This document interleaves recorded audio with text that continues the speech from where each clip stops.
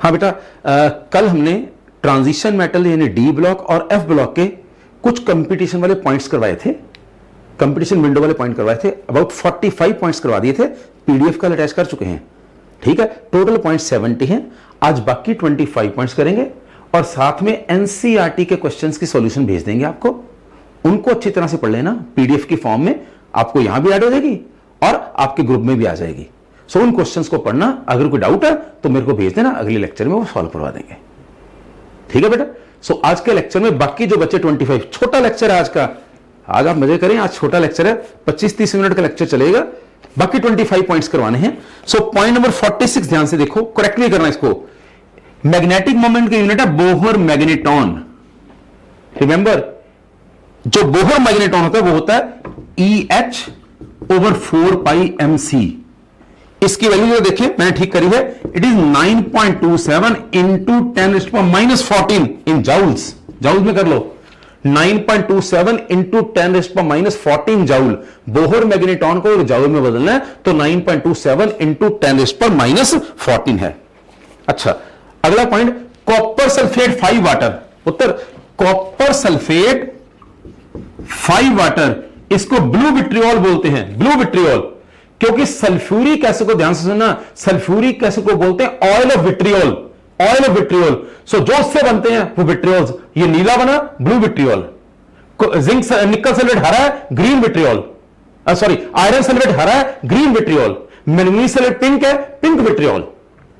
So copper sulphate 5 water is blue vitriol, नीला थोथा, highly poisonous. अगर इसमें अमोनियम हाइड्रोक्साइड डालते हैं, कॉपर सल्फेट में अगर अमोनियम हाइड्रोक्साइड डाल दें तो ये बनेगा CuNH3,4SO4। अगर ब्लू विट्रियोल में अमोनियम हाइड्रोक्साइड डाल दें तो ये बनेगा CuNH3,4SO4। बहुत खूबसूरत नीला रंग, डार्क नीला, जैसे नील पानी में घोल दिया हो। और इसको बोलते हैं श्विट्जर रिएजेंट। श्विट्जर रिएजेंट, ध्यान से, आमतौर पे पेपर में आता है ब्लू विट्रियोल कौन है, ये ब्लू विट्रियोल है। अगर इसमें अमोनिया डालें तो dark blue, very beautiful dark blue complex बनता है CuNH3,4SO4। इसको बोलते हैं श्विट्जर रिएजेंट। सो पॉइंट नंबर 47 हो गया। 48, रिमेंबर बेटा, कॉपर सल्फेट और कैल्शियम हाइड्रोक्साइड। कॉपर सल्फेट और कैल्शियम हाइड्रोक्साइड, ये फंगस को मारने के लिए रामबाण है। ये फंगिसाइड है, फंगस को मारता है। इस मिक्सचर का नाम है बोराडिक्स मिक्सचर।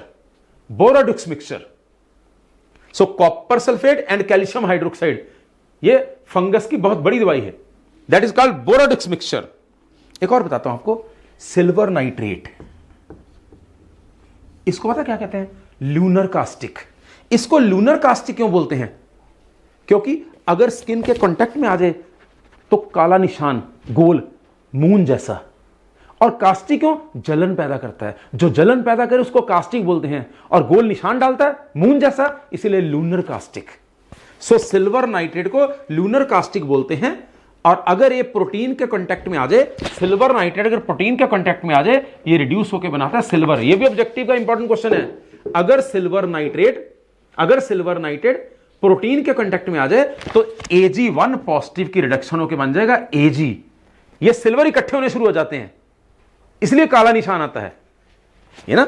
अगर आपने कहीं मन करके तिल बनाना है, मान लो यहां तिल बनाना, यहां तिल बनाना, थोड़ा सा सिल्वर नाइट्रेट लगा लो, काला निशान पड़ जाएगा, कहीं दिन नहीं जाएगा, पर थोड़ी जलन पैदा करता है। So it is lunar caustic, right जी। This is point number 48। 49, 50, ध्यान से सुनना। 50, सिल्वर के 4 कंपाउंड है हैलोजन के साथ, ध्यान से, silver fluoride, silver chloride, silver bromide और silver iodide. Silver fluoride, silver chloride, silver bromide, silver iodide, ये पानी में घुल जाता है, वाटर सॉल्युबल। ये तीनों नहीं घुलते। सिल्वर फ्लोराइड पानी में घुलता है, क्लोराइड ब्रोमाइड आयोडाइड नहीं घुलते, लेकिन सिल्वर क्लोराइड अमोनिया में घुल जाता है। ये बनाता है AgNH3 twice OH। Silver chloride white precipitate है, ये आपने +1 में भी किया है। Silver chloride white precipitate soluble in ammonia. Silver bromide yellow precipitate partially soluble in ammonia, कुछ घुलता है कुछ नहीं घुलता। ध्यान से, सिल्वर फ्लोराइड पानी में घुल जाएगा, सिल्वर क्लोराइड अमोनिया में घुलेगा, सिल्वर ब्रोमाइड अमोनिया में थोड़ा घुलेगा, थोड़ा नहीं घुलेगा, और सिल्वर आयोडाइड बिल्कुल नहीं घुलेगा। सो सिल्वर फ्लोराइड पानी में घुलता है, सिल्वर क्लोराइड अमोनिया में घुलेगा, ये कंप्लेक्स बनाएगा, सिल्वर ब्रोमाइड पार्शियली घुलेगा, ये कंप्लेक्स बनेगा, सिल्वर आयोडाइड बिल्कुल नहीं घुलता। सो याद रखना, सबसे सॉल्युबल सिल्वर फ्लोराइड है, पानी में घुल जाता है। ठीक है जी, this was 51st। 52nd question, ये नॉन मेडिकल वाले बड़े ध्यान से याद करें। 52nd पॉइंट, पुराने जमाने में जो फोटोग्राफी प्लेट थी ना, कैमरे की रील, मैंने सॉलिड स्टेट में बताया था, वो AGBR की बनी होती थी। अब यहां AGBR है, ठीक है, कैमरे में AGBR लगा हुआ है, ठीक है। आप कैमरे के सामने आ गए, शटर खोला, लाइट का आपके वो टकराई, टकराने के बाद कैमरे वापस गई, जैसी जैसी लाइट गई उस हिसाब से सिल्वर ब्रोमाइड टूटना शुरू हो गया, सिल्वर खाली जगह में आ गया। मैंने बताया था ना, फोटोग्राफी में इमेज बनता है फ्रेंकल डिफेक्ट के कारण। सो आप कैमरे के सामने, आपके ऊपर लाइट टकराई, कैमरे में वापस गई, जैसे कैमरे में वापस गई AGBR टूटना शुरू हो गया, सिल्वर खाली जगह में आना शुरू हो गया, आपका इमेज बन गया ऐसे। ठीक है, अब बाकी हर जगह तो सिल्वर ब्रोमाइड है, कैमरे की रील में बाकी हर जगह तो सिल्वर ब्रोमाइड है। अगर ये लाइट में एक्सपोज हो गया, सारा खराब हो जाएगा। इसलिए जब कैमरे में फोटो खींचते हैं, उसके बाद रील को बाहर निकालने के टाइम अंधेरे कमरे में चले जाते हैं ताकि लाइट बिल्कुल ना पड़े। रील को अंधेरे कमरे में ले जाके इसको डुबोते हैं सोडियम थायोसल्फेट हाइपो में, हाइपो सॉल्यूशन में डुबोते हैं। ये क्या करता है हाइपो जो फालतू सिल्वर ब्रोमाइड है उसको खा जाएगा, क्योंकि अगर ये सिल्वर ब्रोमाइड बचा है तो अगर लाइट पड़ गई तो इसने भी टूटना शुरू हो जाना, तो सारा इमेज खराब हो जाना। तो हाइपो क्या करेगा, जो फालतू AGBR है उसको खा जाएगा, क्या बनाएगा, Na3AgS2O3 twice plus NaBr, remember. So hypo ने क्या किया, सोडियम थायोसल्फेट ने क्या किया, फालतू AGBR को खा लिया और अब इमेज फिक्स होगी, अब जितना मर्जी लाइट में ले आओ। So remember, this reaction is used to fix image in photography. ये थ्योरी में नहीं आ सकता, लेकिन कंपटीशन में बहुत इंपॉर्टेंट है। अगर आज तो जमाना बदल गया, आज तो आपको मालूम है सीधा चिप्स ही डालते हैं, ठीक है जी, मेमोरी कार्ड डलता है।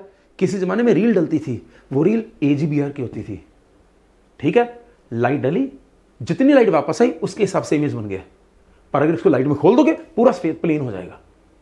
सो इसको अंधेरे में ले जाके हाइपो में डुबोते थे ताकि फालतू AGBR घुल जाए। इसने फालतू AGBR को खत्म कर दिया, अब इमेज फिक्स होगा। इसको बोलते थे नेगेटिव। जो पुरानी रील में अपने पापा मम्मी की मैरिज वाली फोटोज निकालना, कहना पापा नेगेटिव है दिखाना, वो नेगेटिव इससे फिक्स हुआ है, that is negative. So this reaction is used to fix image in photography. इसने इमेज को फिक्स कर दिया। ये ऑब्जेक्टिव में आएगा, which reaction is used to fix image in photography. ये वाली रिएक्शन और बनेगा क्या, ये वाला कंपाउंड। इनके नाम क्या है, अगले चैप्टर में आ जाने। रेटलोस को नॉन मेडिकल पर्टिकुलरली बहुत इंपॉर्टेंट, नॉन मेडिकल के लिए। Which reaction is used to fix image in photography. या फोटोग्राफी में हाइपो का क्या काम है, हाइपो यानी सोडियम थायोसल्फेट, इसका काम है इमेज को फिक्स करना। ठीक है पुत्र। अब अगला पॉइंट नंबर 52, Hg2Cl2, इसको बोलते हैं कैलोमल। कैलोमल। दुनिया में 3 स्टैंडर्ड इलेक्ट्रोड हैं, 3 स्टैंडर्ड इलेक्ट्रोड हैं। एक है स्टैंडर्ड हाइड्रोजन इलेक्ट्रोड, एक है ग्लास इलेक्ट्रोड और ये है कैलोमल इलेक्ट्रोड। यानी ये भी एक रेफरेंस इलेक्ट्रोड है, जैसे हाइड्रोजन इलेक्ट्रोड है, जैसे ग्लास इलेक्ट्रोड है। सो कैलोमल, Hg2Cl2 इज कैलोमल, जबकि HgCl2 इज क्रोसिव सब्लिमेट। इसको क्रोसिव सब्लिमेट क्यों बोलते हैं, स्किन के कांटेक्ट में आए जलन पैदा करेगा और थोड़ा गर्म होने पर उड़ जाता है, यानी सब्लिम करता है पर स्किन के कांटेक्ट में आए उसको जलाएगा, इसलिए क्रोसिव सब्लिमेट। सो ध्यान से, HgCl2 is corrosive sublimate, Hg2Cl2 is calomel. और मजेदार बात, ये 3-4 पॉइंट इकट्ठे हो रहे हैं। Hg2Cl2 का फार्मूला पता क्या है, Hg positive, Hg positive, Cl negative, Cl negative. यानी मैं ये बताना चाहता हूं कि जब Hg के ऊपर चार्ज +1 होगा, जब भी Hg के ऊपर चार्ज +1 होगा तो 2 Hg आपस में जुड़ जाते हैं। ये भी ऑब्जेक्टिव का इंपॉर्टेंट क्वेश्चन है। जब Hg के ऊपर चार्ज +1 है तो 2 Hg आपस में जुड़ते हैं, यानी Hg+1 शो कैटिनेशन, 2 जाने जुड़ सकते हैं। कौन सा मर्करी कैटिनेशन शो करता है, Hg+1। सो इसमें 3 पॉइंट इकट्ठे हो गए, ध्यान से। 1 was point number 52, 54 and 57। 52, 54 and 57। Hg2Cl2 को बोलते हैं कैलोमल, ये स्टैंडर्ड इलेक्ट्रोड बनाता है, रेफरेंस इलेक्ट्रोड। 3 दुनिया में इलेक्ट्रोड स्टैंडर्ड हैं, कौन कौन से? Standard hydrogen electrode, glass electrode, तीसरा कैलोमल। और यही HgCl2, इसको बोलते हैं क्रोसिव सब्लिमेट, जलन पैदा करता है, गर्म करने पे उड़ जाता है। Hg2Cl2 में 2 मरकरी जुड़े हुए हैं, सो जब भी मरकरी के ऊपर चार्ज +1 होगा 2 मरकरी जुड़ेंगे, तो इसलिए मरकरी जब भी +1 होगा कैटिनेशन शो करता है, क्योंकि 2 जुड़ते हैं। ठीक है जी, सो ये कैटिनेशन शो करता है। आ गया बेटा? सो आमतौर पे पूछते हैं कैलोमल क्या है, क्रोसिव सब्लिमेट क्या है, उसका फार्मूला क्या है। पर ये मेडिकल के लिए कम इंपॉर्टेंट है, नॉन मेडिकल के लिए ज्यादा, क्योंकि आजकल थोड़ा सिलेबस से बाहर निकले हुए हैं, पर नॉन मेडिकल में थोड़ा रेंज ज्यादा कवर करना पड़ता है। ठीक है, अब एक और क्वेश्चन सुने, ये दोनों के लिए इंपॉर्टेंट है। K2HgI4 प्लस KOH, इसको बोलते हैं Nessler reagent. K2HgI4 plus KOH, इसको बोलते हैं नेस्लर रिएजेंट। ये अमोनिया का टेस्ट है, ध्यान से सुनना। कई बार पेपर में क्वेश्चन आता है नेस्लर रिएजेंट क्या है, बच्चे ने याद किया होता है K2HgI4। K2HgI4 अकेला नेस्लर रिएजेंट नहीं है, K2HgI4 में बेस डालोगे तब नेस्लर रिएजेंट बनेगा। ये दोनों मिलकर नेस्लर रिएजेंट है। इसका एक और बड़ी क्वेश्चन करवाऊंगा, K2HgI4 प्लस KOH, ये मिलकर नेस्लर रिएजेंट है। ये अमोनिया का टेस्ट करते हैं या अमोनियम का टेस्ट करते हैं। अगर इसमें कोई भी अमोनियम साल्ट डालो, कोई भी अमोनियम साल्ट डालो, ये बनाएगा NH2HgOHgI। अगर नेस्लर रिएजेंट में अमोनियम साल्ट डालो, ब्राउन प्रेसिपिटेट बनेंगे। ये ब्राउन प्रेसिपिटेट इसके बनेंगे, इसको पता क्या बोलते हैं? Iodide of Millon's base. So ये ऑब्जेक्टिव के दोनों इंपॉर्टेंट क्वेश्चन है। नेस्लर रिएजेंट क्या है? ये है। आयोडाइड ऑफ मिलियंस बेस क्या है? ये है। किसका टेस्ट कर रहा है? अमोनियम का। लेकिन इनसे भी इंपॉर्टेंट एक क्वेश्चन है, इनसे भी इंपॉर्टेंट इसका एक क्वेश्चन है, मैं बताता हूं आपको। क्वेश्चन आया, अगर हम Ki को HgI2 से मिक्स कर दें, पेपर में क्वेश्चन बहुत इंपॉर्टेंट IIT का क्वेश्चन है, अगर Ki को HgI2 में मिक्स कर दें तो फ्रीजिंग पॉइंट पे क्या फर्क पड़ेगा? अगर मैंने सॉल्यूशन में Ki और HgI2 डाला तो फ्रीजिंग पॉइंट पे क्या असर पड़ेगा? अब आपको मालूम है, ये बन जाएगा K2HgI4। देखें, जो मैंने डाला उसमें 2 Ki, ये टूट गया, 2 K 2 I, 4 पार्टिकल ये, 1 ये, 5 पार्टिकल है। अगर ये ना भी टूटे तो 4 ये हैं, 1 5 पार्टिकल है। अब मिक्स करके इन्होंने ये बता दिया, जब दोनों मिक्स किए, अगर Ki में मैंने ये डाला, क्वेश्चन है कि Ki में मैंने ये डाल दिया, अब फ्रीजिंग पॉइंट पे क्या फर्क पड़ेगा? इसके 4 पार्टिकल है, इसका 1 5 पार्टिकल है, बन गया K2HgI4। जब K2HgI4 टूटेगा तो क्या बनेगा? 2K और HgI4 2 नेगेटिव, क्योंकि ये कंप्लेक्स पार्ट नहीं टूटता। ये टोटल 5 पार्टिकल थे, अब रह गए 3 पार्टिकल। अब लाओ सॉल्यूशन वाला chapter, colligative property. Number of particle 5 से 3 रह गए, नंबर ऑफ पार्टिकल कम हो गए।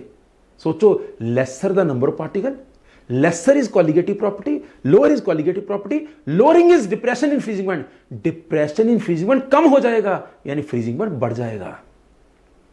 अगर Ki में मैं HgI2 डाल दूं तो नंबर ऑफ पार्टिकल कम हो गए, क्योंकि नंबर ऑफ पार्टिकल कम हो गए, कॉलिगेटिव प्रॉपर्टी कम हो गई, डिप्रेशन इन फ्रीजिंग पॉइंट कम हो गया, डिक्रीज इन फ्रीजिंग पॉइंट कम हो गया, यानी फ्रीजिंग पॉइंट बढ़ गया।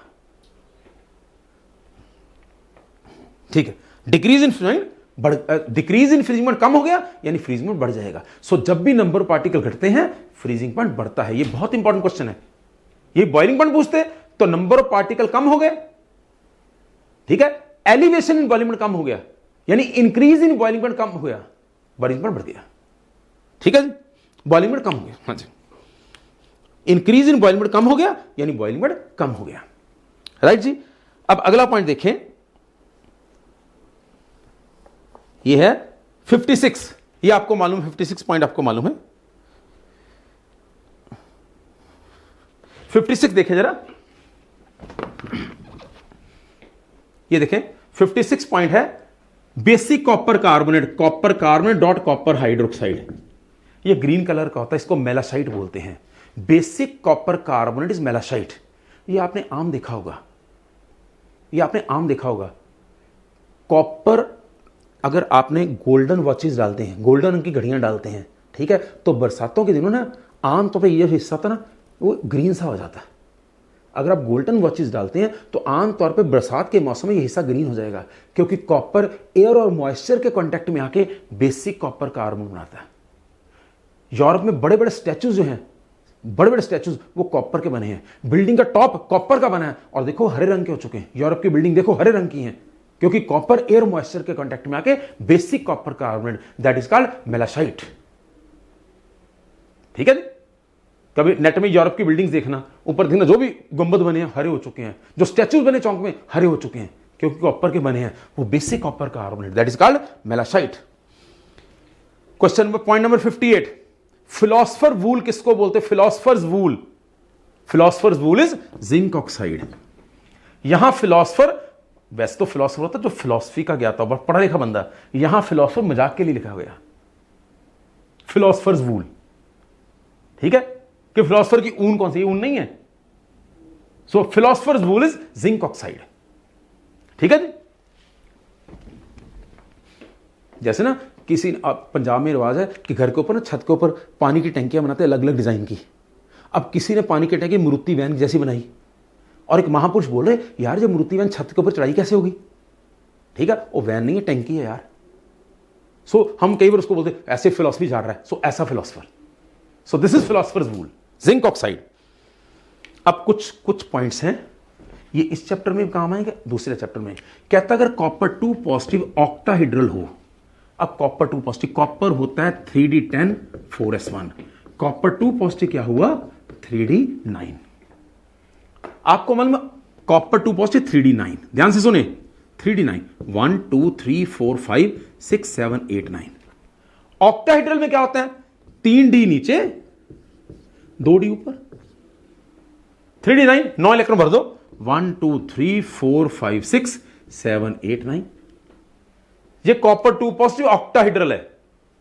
चाहे पहले नीचे भर के ऊपर जाओ, पहले सभी यहां सभी को एक एक देके नीचे आ जाओ, दोनों तरफ सेम रहेगा। This is copper 2 positive octahedral. यानी copper 2 positive high spin low spin same होती है। मैं फर्क बताऊंगा हाई स्पिन लो स्पिन में क्या है। This is copper 2 positive octahedral, high spin low spin में फर्क बता रहा हूं। यही आयरन 2 पॉजिटिव हो, ध्यान देना, यही आयरन 2 पॉजिटिव हो। आयरन होता बेटा 3d6 4s2। अब आयरन 2 पॉजिटिव क्या हो गया 3d6। ये देखिए iron 2 positive 3d6 octahedral, iron 2 positive octahedral, 3d नीचे 2 ऊपर। अब 3d6 लिखने के लिए मेरे पास दो रास्ते हैं। यहां तो पहले नीचे भरूं फिर ऊपर जाऊं, पहले नीचे भरूं 1 2 3 4 5 6, या दूसरा तरीका पहले सभी को एक एक दूं फिर पेयरिंग करूं। सो कॉपर में मेरे पास सेम ही पॉसिबिलिटी थी, जैसे मर्जी करता वही आना था, लेकिन आयरन में दो पॉसिबिलिटी हैं। अगर पहले नीचे भरता हूं फिर ऊपर के लिए बचता कुछ नहीं, पहले सभी को एक एक दूं, अलग तरह का कॉन्फ़िगरेशन बन गई। सो अगर पहले नीचे भरें फिर ऊपर जाएं, इसको बोलते लो स्पिन, क्योंकि आपने स्पिन कैंसिल कर दी। अगर सभी को एक दें फिर पेयरिंग करें, that is called high spin. So iron low spin में भी है और हाई स्पिन में भी। मैं क्या कहना चाहता हूं, अगर कोई पेपर में क्वेश्चन डाले कि आयरन 2 पॉजिटिव ऑक्टाहेड्रल है, इसकी मैग्नेटिक मोमेंट क्या होगी, आयरन 2 पॉजिटिव की मैग्नेटिक मोमेंट क्या होगी? भाई अगर ये वाला स्ट्रक्चर है तो कोई अनपेड इलेक्ट्रॉन नहीं, मैग्नेटिक मोमेंट 0 है। अगर ये वाला स्ट्रक्चर है 1 2 3 4 अनपेड इलेक्ट्रॉन है, तो मैग्नेटिक मोमेंट होगी √n × n + 2, √4 × 4 + 2। इस तरह आंसर √24 आएगा, इस तरह 0 आएगा। इसलिए अगर आए आयरन 2 पॉजिटिव ऑक्टाहेड्रल है तो आपने पहले पूछना भी बताओ हाई स्पिन है कि लो स्पिन है। अगर वो बोले iron 2 positive octahedral high spin है, 3d6 हाई स्पिन है, तो पहले सभी को एक एक इलेक्ट्रॉन दो फिर पेयरिंग करो। अब बोलो 4 अनपेड बच गए, तो मैग्नेटिक मोमेंट है √4 × 4 + 2। अगर वो बोले आयरन 2 पॉजिटिव ऑक्टाहेड्रल लो स्पिन है, लो स्पिन, तो पहले नीचे भरो फिर ऊपर जाओ, पहले नीचे भरो फिर ऊपर जाओ। ठीक है, सो मेरा बात क्लियर। कॉपर में जैसे मर्जी करते सेम ही कॉन्फ़िगरेशन रहनी थी। एक और एग्जांपल करवाता हूं, मैंगनीज 2 पॉजिटिव, ध्यान से देखना, अब खुद भी सॉल्व करो। मैंगनीज होता बेटा 3d5 4s2, manganese 2 positive, it is 3d5। अब वो मेरे को बच्चा पूछ रहा सर ये ऑक्टाहेड्रल है, इसकी मैग्नेटिक मोमेंट क्या होगी? मैं कहा यार अगर ये ऑक्टाहेड्रल है तो 3 नीचे 2 ऊपर है। अगर ये हाई स्पिन हुआ तो सभी को एक एक इलेक्ट्रॉन देना है, और अगर लो स्पिन हुआ तो पहले नीचे 5 भरेंगे फिर ऊपर जाएंगे 1 2 3 4 5। सो अगर ये हाई स्पिन है और लो स्पिन है सो जब मेरे से मैंगनीज 2 पॉजिटिव पूछागा, मैं पहले आपसे पूछूंगा भाई हाई स्पिन है कि लो स्पिन है। अगर हाई स्पिन है तो 5 अनपेड इलेक्ट्रॉन, मैग्नेटिक मोमेंट क्या होगी, √5 × 5 + 2। अगर आप बोलोगे लो स्पिन तो सिर्फ एक अनपेड इलेक्ट्रॉन है, तो मैग्नेटिक मोमेंट क्या होगी, √1 × 1 + 2, √3। क्लियर मेरी बात? सो ध्यान से, अगर आपको कोई डी ब्लॉक एलिमेंट बोल दिया और बोल दिया ऑक्टाहेड्रल है, सो पहले उससे पूछो कि मैं हाई स्पिन लिखूं कि लो स्पिन लिखूं।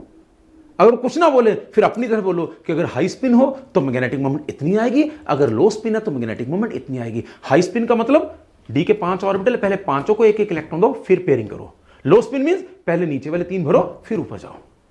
अगर बोले टेट्राहेड्रल है तो वो हमेशा ही हाई स्पिन होगा। क्लियर मेरा पॉइंट? एक और एग्जांपल करता हूं, ये एनसीईआरटी का क्वेश्चन भी है।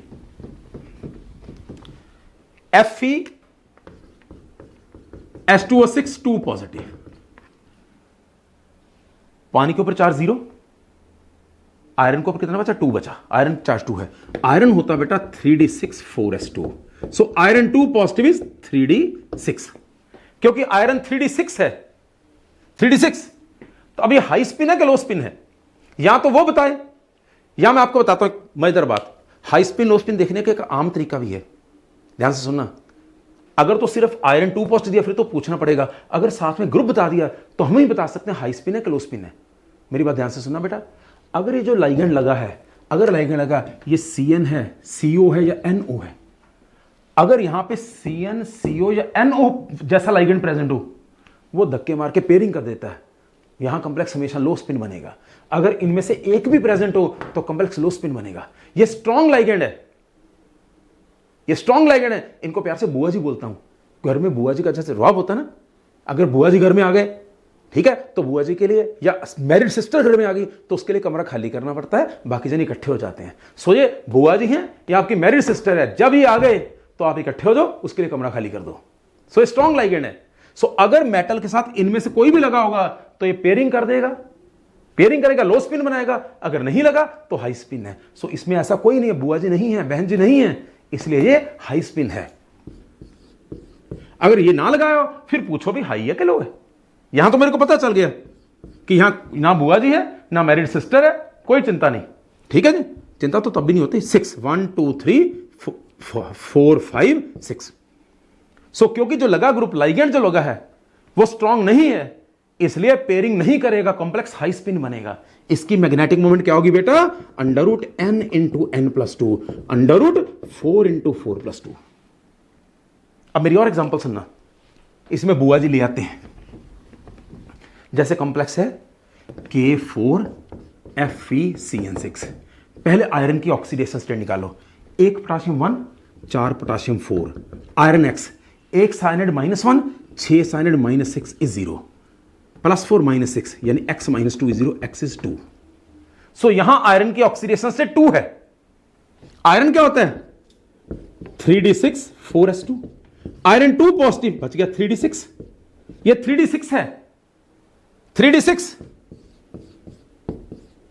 भरने हैं। अब मैं पूछ रहा हूं पहले एक एक दूं फिर पेयरिंग करूं या पहले नीचे भरूं। देखो कौन है, CN कौन है, बुआ जी या मैरिड सिस्टर, इन्होंने इकट्ठे कर देना।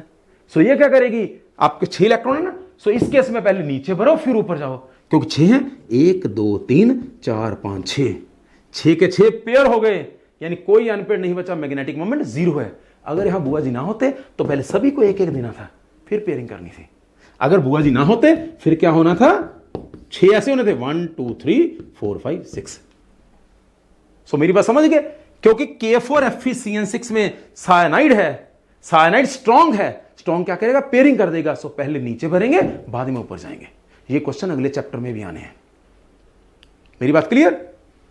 सो अगर आपको, मैं फिर बोल रहा हूं, अगर आए कि ऑक्टाहेड्रल बनाना है, अगर आपको बोले कि ऑक्टाहेड्रल है तो 3 नीचे हैं 2 ऊपर हैं, आपके पास टोटल 5 इलेक्ट्रॉन है, आपके मन में 2 ऑप्शन है, यहां एक एक सभी को दे दूं या पहले नीचे भरूं फिर ऊपर जाऊं। अगर सिर्फ बोले Mn2 पॉजिटिव तो आप उससे पूछोगे भाई कौन सा बनाऊं। अगर वो Mn के साथ लगा दे लाइगेंड, अगर लाइगेंड पानी जैसा लगा है तो ये वीक है, ये पेयरिंग नहीं करेगा। सो पहले सभी को एक एक दो फिर पेयरिंग करो। पर अगर यहां साइनाइड जैसा लगाओ, CN CO या NO लगा हो, ये पहले नीचे भरेगा पूरा फिर ऊपर जाएगा। लो स्पिन, यानी CN CO या NO लो स्पिन कॉम्प्लेक्स बनाते हैं, पहले नीचे भरते हैं फिर ऊपर जाते हैं। वेरी इंपॉर्टेंट, इस चैप्टर में भी है, अगले चैप्टर में भी है।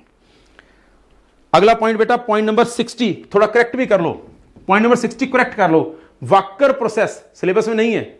वाकर प्रोसेस में क्या होता है, इथीन से, मैंने गलती से एसिटिलीन लिख दिया, इथीन से एल्डिहाइड बनता है। वाकर प्रोसेस में इथीन से एल्डिहाइड बनता है यूजिंग पलाडियम क्लोराइड। कई बार ऑब्जेक्ट में ऑप्शन में दे रखा तो वाकर प्रोसेस, तो बच्चे पूछते कौन सी है।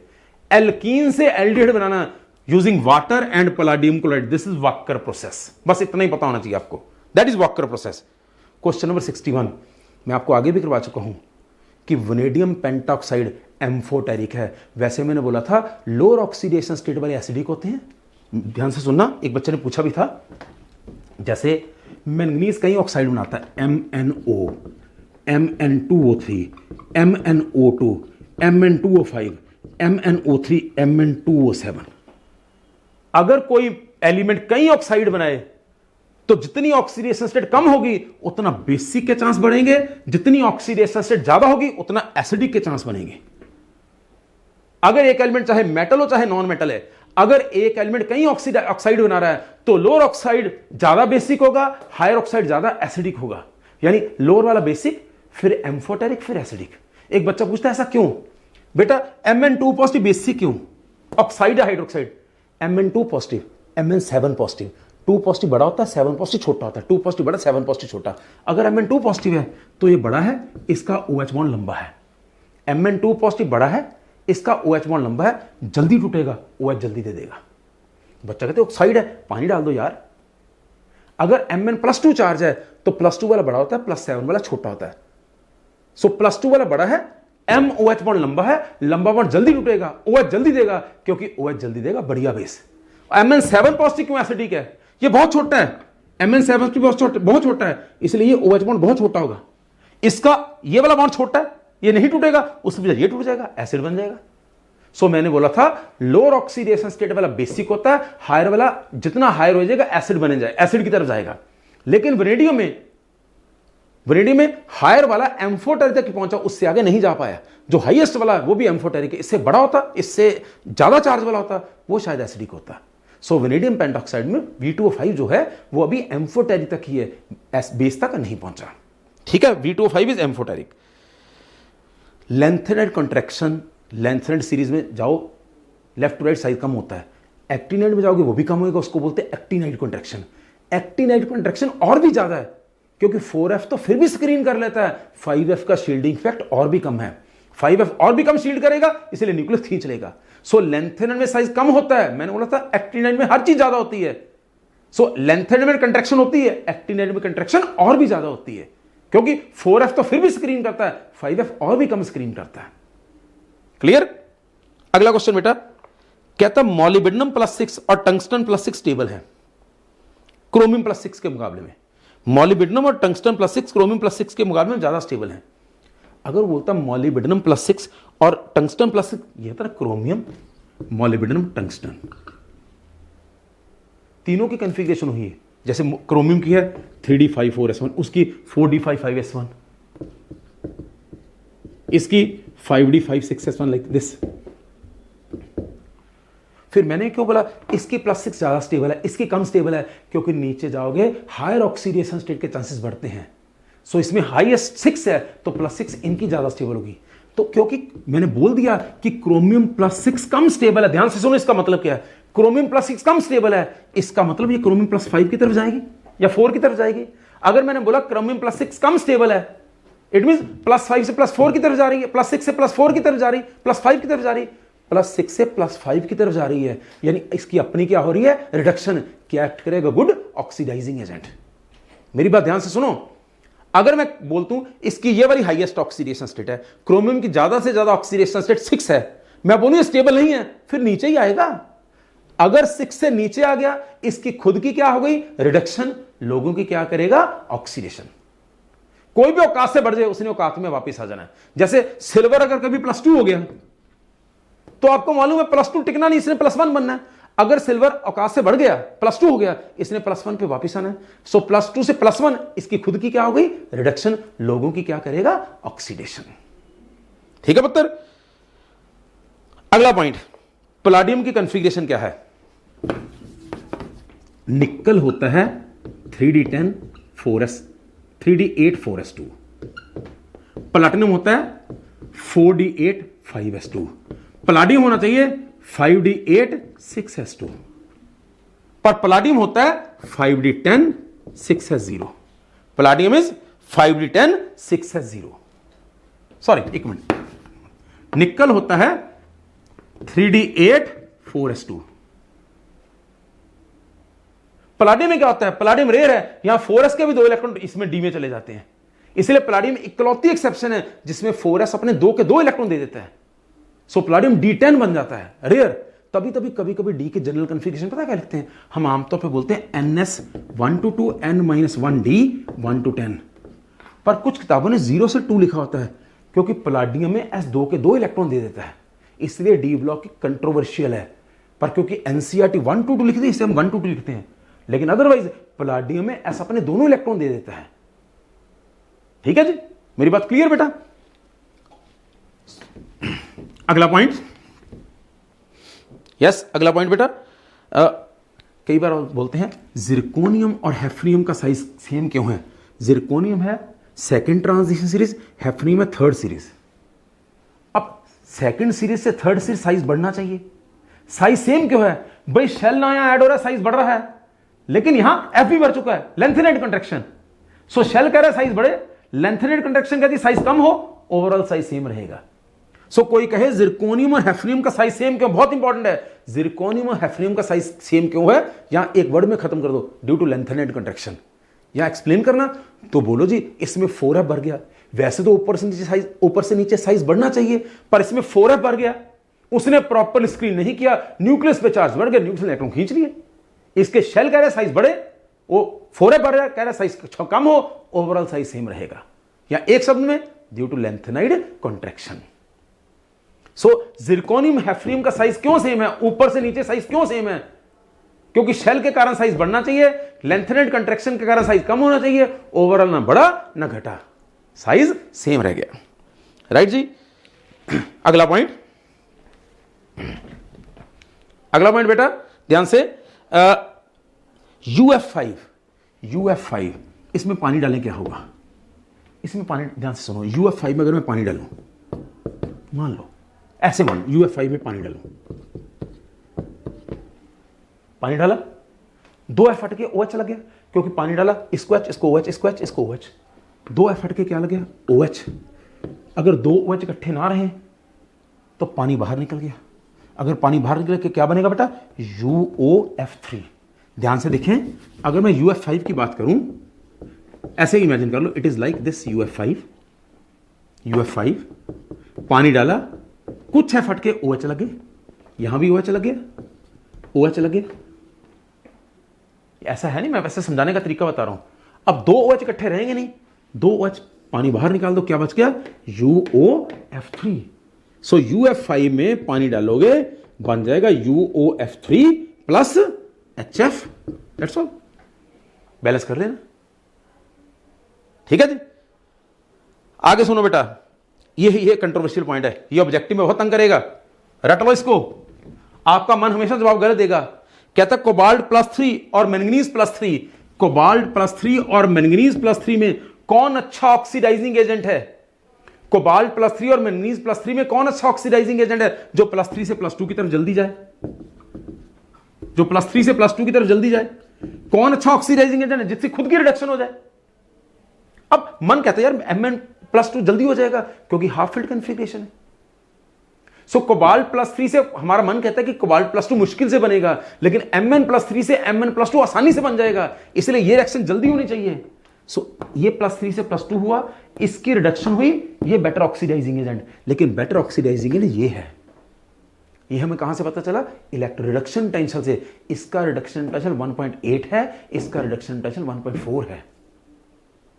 ठीक है, इसलिए याद रखना कोबाल्ट 3 पॉजिटिव और मैंगनीज 3 पॉजिटिव में अगर अपने लॉजिक से जाओगे, सही लॉजिक से जाओगे, तो आपको लगेगा मैंगनीज 3 पॉजिटिव मैंगनीज 2 पॉजिटिव जल्दी बनाएगा। ये +3 से +2 खुद की रिडक्शन, बड़ी ऑक्सीडाइजिंग एजेंट, लेकिन ये बड़ी ऑक्सीडाइजिंग एजेंट नहीं है। बड़ी ऑक्सीडाइजिंग एजेंट है कोबाल्ट +3, क्योंकि E0 वैल्यू CO+3 से +2 तक है 1.8 समथिंग, और E0 वैल्यू Mn3 पॉजिटिव से Mn2 पॉजिटिव तक है लगभग 1.4। सो जिसका ज्यादा पॉजिटिव वो काम जल्दी होगा। सो याद रखना, कोबाल्ट +3 ज्यादा बड़ी ऑक्सीडाइजिंग एजेंट है क्योंकि इसकी ज्यादा रिडक्शन होती है। E0 वैल्यू ये सजेस्ट कर रही है। ठीक है, राइट। वैसे तो यही पॉइंट है, आगे 3 पॉइंट मैंने ऐड किए हैं। क्रोमियम ऑक्साइड को अगर मैं पिरिडीन में डाल दूं प्लस पिरिडीन, अब बच्चा बोलता पिरिडीन क्या होती है? पिरिडीन होती है ये सॉल्यूशन ए, इसको बोलते हैं पिरिडीन। Cr2O3 को पिरिडीन में डाल दूं, इसको बोलते हैं कॉलिन्स रिएजेंट। कॉलिन्स रिएजेंट ये अल्कोहल से एल्डिहाइड बनाता है। क्रोमियम ऑक्साइड एंड पिरिडीन, इसको बोलते हैं कॉलिन्स रिएजेंट, ये अल्कोहल से एल्डिहाइड या कीटोन बनाता है। Second last point, CrO2Cl2, CrO2Cl2 जिसको क्रोमाइल क्लोराइड भी बोलते हैं, रेड वेपर, इसको इटार्ड रिएजेंट भी बोलते हैं। इटार्ड रिएजेंट, इटार्ड रिएजेंट, ये टॉल्वीन से 11th में किया हुआ, ये टॉल्वीन से क्या बनाएगा? Benzaldehyde. Chromium oxide in pyridine Collins reagent, chromyl chloride Etard reagent, ये मिथाइल बेंजीन से बेंजल्डिहाइड बनाएगा। Now the last point correct करना, स्कैंडियम डी ब्लॉक में सबसे हल्का है, लाइटेस्ट है, वहां गलती से हाईएस्ट लिखा गया है। स्कैंडियम डी ब्लॉक में सबसे हल्का है, ठीक है जी, और ऑस्मियम सबसे डेंस है। इरिडियम उससे भी है, अगर इरिडियम दिया तो इरिडियम, नहीं तो ऑस्मियम। स्कैंडियम सबसे लाइटेस्ट है, ऑस्मियम सबसे डेंसेस्ट है। ठीक है बेटा। सो ये मैंने सारे पॉइंट डिस्कस कर लिए, अगर कोई डाउट हो आप पूछ सकते हो। इसके अलावा मैंने एनसीईआरटी के क्वेश्चन साथ में अटैच कर दिए हैं, आप इनको पढ़ना, डाउट मेरे को भेजना, हम डिस्कस करेंगे। उसके बाद अगला चैप्टर शुरू करेंगे, very interesting and very important, that is coordination compound. Hope करते हैं स्कूल खुल जाएंगे और हम क्लास में ही पढ़ाएंगे। थैंक यू बेटा, थैंक यू वेरी मच पुत्र जी, थैंक यू।